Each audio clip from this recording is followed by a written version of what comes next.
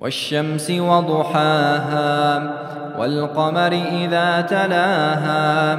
والنهار إذا جلاها والليل إذا يغشاها والسماء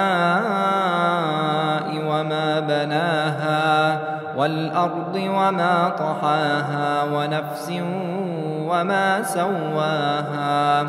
فألهمها فجورها وتقواها قد أفلح من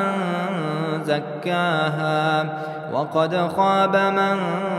دساها كذبت ثمود بطغواها إذ انبعث أشقاها فقال لهم رسول الله ناقة الله وسقياها فكذبوه فعقروها فدمدم عليهم ربهم بذنبهم فسواها ولا يخاف عقباها.